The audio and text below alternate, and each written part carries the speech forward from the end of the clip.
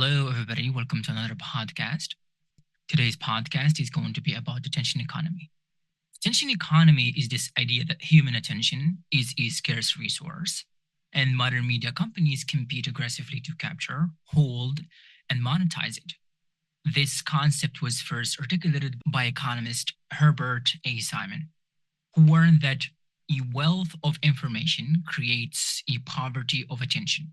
In practical terms, platforms like YouTube, TikTok, Instagram, and X don't primarily sell content, they sell your attention to advertisers. Their success depends on how long you stay, how often you return, and how emotionally engaged you are. Research from MIT and Stanford show that emotionally charged content, especially anger, fear, and outrage, keeps users engaged longer than neutral or informative content. That's why extreme opinions, sensational headlines, and conflict heavy narratives spread faster than calm, nuanced analysis. So, attention functions like currency.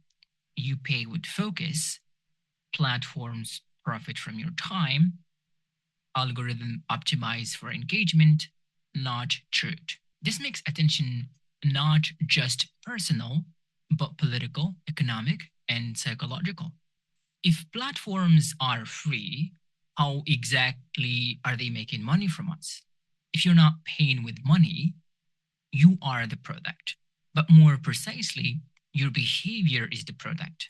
According to research by Harvard students, platforms operate under surveillance capitalism. They collect clicks, pauses, scroll speed, watch time, emotional reactions. This data is used to predict and shape future behavior, not just show ads. A Facebook internal study leaked in 2021 showed that algorithm amplifies content that triggers strong emotional reactions, pushes users toward more extreme versions of what they already believe, and knowingly contribute to polarization because it boosts engagement. So the real transaction is will give you convenience and entertainment in exchange for the behavioral data. So why does misinformation spread faster than accurate information? In short, because truth is boring, emotion is viral. A large MIT scale study analyzing over 126,000 news stories on Twitter found that false news spreads 6 times faster than true news. Misinformation is more likely to be novel, surprising, and emotionally provocative. Humans, not bots, are the main drivers for this spread. Accurate information often requires context, uncertainty, complexity, and patience. Misinformation offers certainty, clear villains, simple explanation, emotional satisfaction. In an attention economy, speed beats accuracy. So, are algorithm neutral tools or do they shape how we think? Algorithms are not neutral. They are value driven systems designed to maximize specific goals, usually engagement and profit. Psychological research shows that repeated exposure to similar content creates confirmation bias, which we talked about before, echo chambers, and belief reinforcement. We don't just choose content, content slowly chooses you.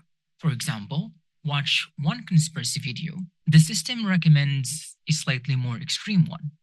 Engage with political anger, the feed intensifies ideological content. This phenomenon is called algorithmic radicalization and has been documented by researchers at Mozilla Foundation and Oxford Internet Institute.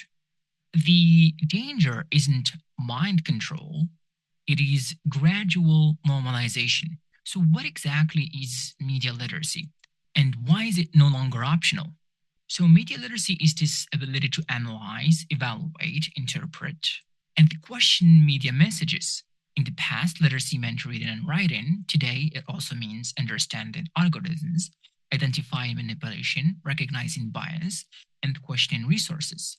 UNESCO defines media literacy as a core domestic skill because without it, citizens are easier to manipulate, emotional narratives replace evidence, and public debate becomes polarized. In an attention economy, media literacy is self-defense. It's like a shield you wear. So how do emotions get weaponized in digital media? Neuroscience explains this clearly. Emotional arousal reduces critical thinking. When content triggers fear, anger, moral outrage, the brain shifts from analytical processing, prefrontal cortex, to reactive processing, amygdala-like. Research from NYU and Cambridge shows that emotionally aroused users share content faster, fact check less, and feel more certain even when wrong. This is why headlines are engineered to provide reactions like "you won't believe," "this proves that," or "they don't want you to know." Emotion is not accidental, it is a design feature. Are we becoming less intelligent or just more distracted? Not particularly, not less intelligent at least, but cognitively fragmented. Studies by Gloria Mark show that average attention spans have decreased, task switching increase mental fatigue, constant notification reduce deep thinking. This problem isn't lack of intelligence, but lack of cognitive depth. The attention economy trains us to skim instead of read, react instead of reflect, consume instead of synthesize. Media literacy reintroduces slowness into thinking, which is now a radical act. All right, so can individuals realistically resist the attention economy? The shortest answer is yes, but not passively.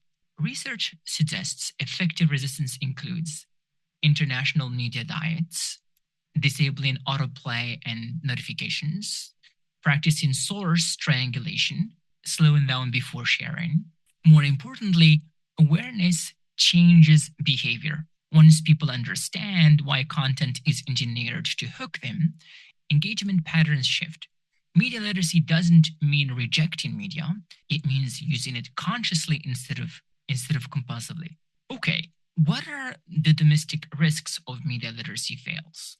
History shows that democracy depends on informed citizens, shared facts, and reasoned disagreement.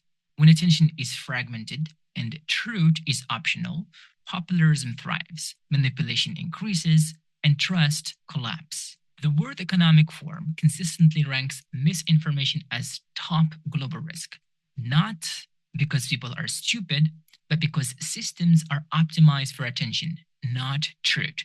A society that can't tell persuasion from manipulation becomes easy to steer. All right, the final question: who should be responsible? Platforms, governments, or individuals? All three. But individual awareness is the foundation. Platforms need regulation, governments need policy, but without media literate citizens, no system holds. The attention economy isn't evil, it's powerful. Media literacy is how we decide who controls that power. All right, everybody. Hopefully, the podcast was interesting and gave you some ideas about attention economy. Try to write a short summary about the podcast. Define the words that you find difficult. And yeah, see you in class. Until then, bye.